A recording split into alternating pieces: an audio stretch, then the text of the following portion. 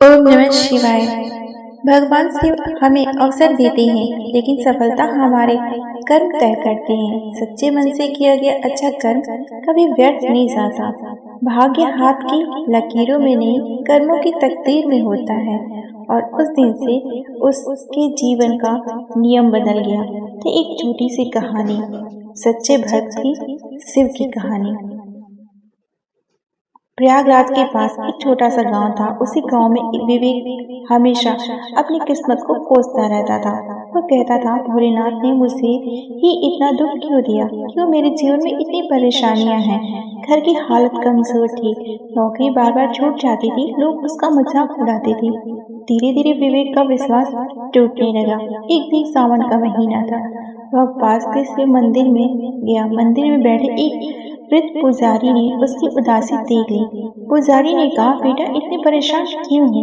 विवेक रो पड़ा, बाबा मेरी किस्मत खराब है। पुजारी मुस्कुराया और बोले, भाग्य खराब नहीं होता, कर्म कमजोर कर देता है भाग्य को। फिर उन्होंने भगवान शिव की एक कथा और एक बात सुनाई कि भगवान कहते हैं कि मैं तुम्हारा भाग्य नहीं लिख सकता, तुम्हारे कर्म ही तुम्हारा भाग्य बदल सकता है। विवेक ने पूछा, तो क्या मैं अपने भाग्य को बदल सकता हूँ? पुजारी जी ने बोला, जब पत्थर भी शिवलिंग बन सकता है तो इंसान अपना जीवन क्यों नहीं बदल सकता? उस दिन से विवेक ने ठान लिया, वह शिकायत नहीं करेगा, बस सेवा करेगा और कर्म करेगा।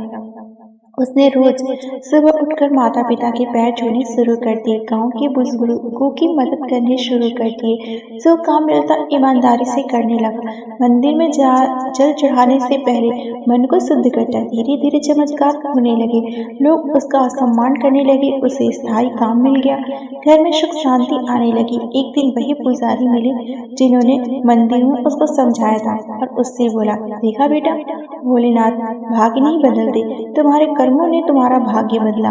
विवेक की आंखों में आंसू थे। अब वो समझ चुका था कि भाग्य हाथ की लकीरों में नहीं होते, कर्मों की तकदीर में होते हैं। ओम नमः शिवाय।